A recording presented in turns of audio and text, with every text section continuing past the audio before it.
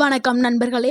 நம்ம தமிழர்களுடைய வீடுகளில் குறிப்பாக கடற்கரை பகுதிகளில் ஒரு முக்கியமான சாப்பாடுனா அது கருவாடு தாங்க. நம்ம பல பேருக்கும் மிகவும் பிடித்தமான சாப்பாடுனா அது கருவாடு தான். கருவாட்டு குழம்பு, கருவாட்டு வறுவல். ஆனால் சிலர் சொல்கிறாங்க கருவாடு சாப்பிடக்கூடாதுன்னு, அது உடலுக்கு கேடை விளைவிக்கக்கூடாதுன்னு. ஆனால் மற்றவர் சிலர் என்ன சொல்கிறாங்கன்னா கருவாடு சாப்பிடலாம், நல்லது, ஏன்னா அதில் தான் கால்சியம் இருக்குது, புரதம் இருக்குது, சத்துக்கள் எல்லாமே இருக்குது, ஸோ தாராளமாக கருவாடை சாப்பிட்லான்னு சொன்னாங்க.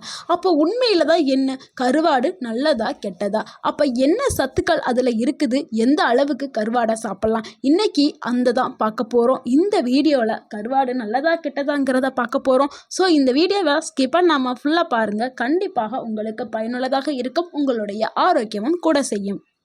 ஃபஸ்ட்டு கருவாடுனா என்னன்னு பார்த்துடலாம். கருவாடுங்கிறது மொத்தத்தில் மீனை உலர்த்தி வச்சு செய்யக்கூடிய ஒரு ப்ராசஸ் தான் கருவாடு.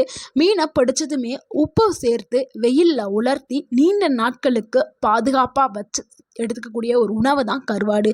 இது நம்மளுடைய தமிழர்களுடைய பாரம்பரிய பாதுகாப்பு முறைன்னு சொல்லலாம். அதாவது குளிர்சாதன பெட்டி இல்லாத காலத்தில் மக்கள் மீனை நீண்ட நாட்கள் இப்படி தான் சேமித்து வச்சுட்டு வந்தாங்க. கருவாடு அப்படின்னு சொன்னால் அதில் என்னென்ன சத்துக்கள் இருக்குங்கிறது நிறைய பேருக்கு தெரியாது.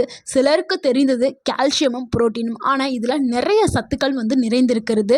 அதாவது புரோட்டீன்ஸ், புரதம் அதிக அளவில் இருக்குது. இது நம்மளுடைய உடல் வளர்ச்சிக்கும் தசைகளை பலப்படுத்துறதுக்கும் உதவி பண்ணுது.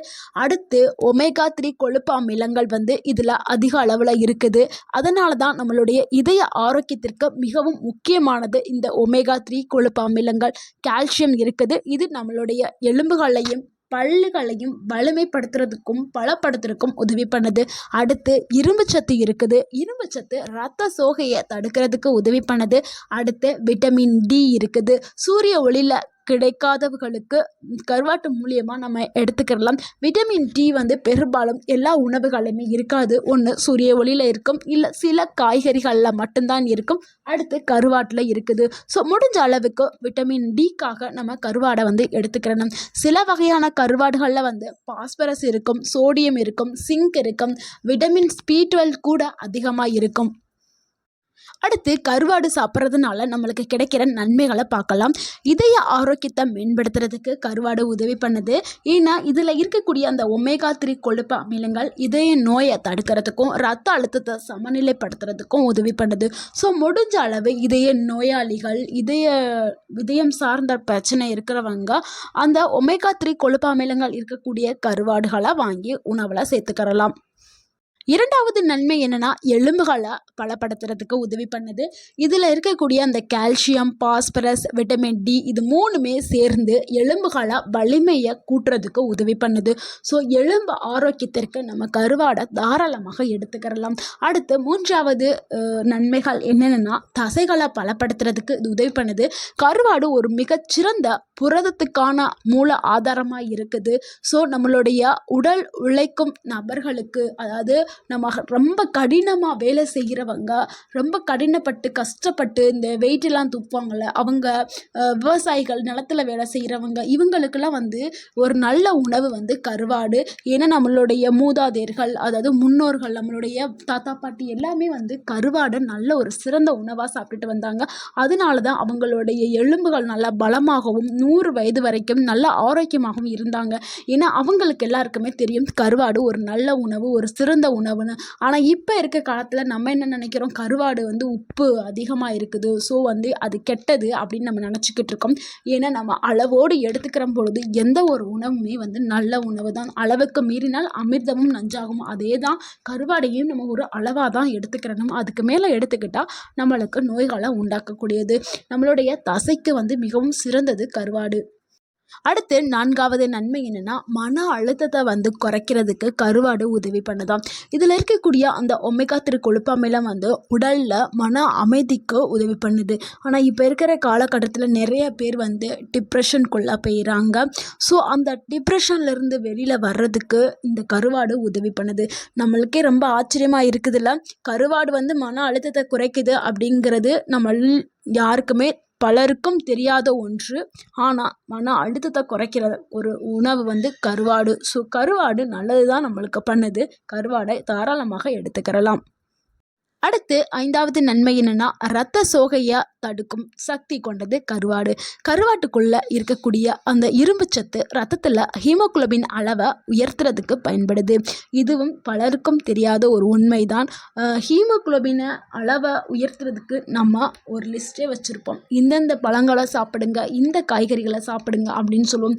ஒருத்தர் கூட கருவாடை சாப்பிடுங்க ஹீமோகுளோபின் அளவு அதிகரிக்கும்னு யாருமே சொல்லியிருக்க மாட்டாங்க. இப்போ கருவாடை சாப்பிட்டா நம்மளுக்கு ஹீமோகுளோபினை அதிகரிக்கும் அப்படின்னு நம்மளுக்கு தெரிஞ்சிச்சா, உணவில் கருவாடை தாராளமாக சேர்த்துக்கிறேங்க. அந்த காலத்துலலாம் நம்மளுடைய முன்னோர்கள் எந்த பழங்களை அதிகமாக சாப்பிட்டுட்டு வந்திருப்பாங்க. இப்போ தான் ஆரஞ்சு, ஆப்பிள், மாதுளம்பழம் இப்படிலாம் நம்ம சாப்பிட்டுட்டு இருக்கோம். அந்த காலத்துலலாம் இந்த அத்திப்பழம் இது எதுவுமே இல்லை. ஆரஞ்சு, ஆப்பிள், மாதுளம்பழம், திராட்சை எதுவுமே இல்லை. நம்மளுடைய முன்னோர்கள் வயதானவர்கள் அந்த காலத்தில், அதுவும் முக்கியமாக கிராமப்புறங்களில் இருக்கிறவங்கெல்லாம் உணவுகளை தான், இந்த மாதிரியான உணவுகளை சாப்பிட்டு தான் ஆரோக்கியமாக இருந்திருக்காங்க. ஏன்னா அவங்களுக்கெல்லாம் அப்போல்லாம் இரத்த சோகை அப்படிங்கிற ஒரு நோயே அவங்களுக்கெல்லாம் வந்திருக்காது. ஆனால் இப்போ இருக்கிற காலகட்டத்தில் பாருங்கள், நிறைய பேருக்கு இரத்த சோகை இருக்குது. அடுத்து 6வது நன்மை என்னன்னா, கண் பார்வை மற்றும் மூளையுடைய செயல்பாடுகளை மேம்படுத்துறதுக்கு உதவி பண்ணுது. கருவாட்டில் ஒமேகா 3 கொழுப்பாமிலங்கள் மற்றும் விட்டமின் ஏ இருக்கிறதுனால ரெண்டும் சேர்ந்து நம்மளுடைய நரம்பு மற்றும் மூளை ஆரோக்கியத்தை பாதுகாக்கிறதுக்கு ரொம்ப உதவி பண்ணுது. இவ்வளவு நேரம் கருவாட்டில் உள்ள நன்மைகளை நம்ம பார்த்தோம். ஸோ நன்மைகளை பார்த்த உடனே நம்மளுக்கு என்ன தோணும், கருவாடை நம்ம தினமும் கூட தாராளமாக எடுத்துக்கலாம், இவ்வளவு நன்மைகள் இருக்குதா அப்படின்னு நினைப்போம். ஆனால் அதுதான் தவறு. கருவாட்டில் சில சைடு, அதாவது கெட்ட விஷயங்களும் இருக்குது. அது என்னங்கிறத இப்போ பார்க்கலாம். அதில் முதல் பாயிண்ட் என்னென்னா, அதிக உப்பு, அதாவது சோடியம் கண்டென்ட். கருவாடு தயாரிக்கும் போது நிறைய உப்பு சேர்க்கப்படும். இது நம்மளுடைய இரத்த அழுத்தத்தையும் இதய நோய் வர்றதுக்கான வழிகளையும் வகுக்கக்கூடியது. ஸோ இது உடலுக்கு தீங்கை ஏற்படுத்தும். அடுத்து 2வது பாயிண்ட் என்னென்னா, பாதுகாப்பு முறைகள் சரியில்லைன்னா, சில கடைகளெல்லாம் கருவாடை வெளியில் தான் வச்சுருப்பாங்க. அங்கே வச்சுருக்கும் பொழுது தூசிகள், ஈக்கள், அப்புறம் அதில் சேர்க்கப்படக்கூடிய கெமிக்கல், அதாவது ரசாயனங்கள், இது எல்லாமே சேர்ந்து நம்ம உடலுக்கு நச்சுகளை கொடுக்கக்கூடியது. அடுத்து 3வது பாயிண்ட் என்னென்னா, அதிகமாக சாப்பிட்டா சிறுநீரக பிரச்சனை வரும். ஸோ உப்பும் புரதமும் அதிகமாக இருந்தால், அதான் சொல்ல, அளவுக்கு மீறினால் அமிர்தமும் நஞ்சு. அதைத்தான் இங்கே சொல்கிறாங்க. உப்பு அதிகமானாலும் புரதச்சத்து அதிகமானாலும் என்ன ஆகும், கிட்னிக்கு ஓவர்லோடு ஆகி கிட்னி பிரச்சனையை உருவாக்க ஆரம்பிச்சிடும். அடுத்து 4வது பாயிண்ட் என்னென்னா, அலர்ஜி உள்ளவங்க அலர்ஜியை ஏற்படுத்தும். சிலருக்கு மீன் சாப்பிட்டாலும் அலர்ஜி ஏற்படுத்தும்.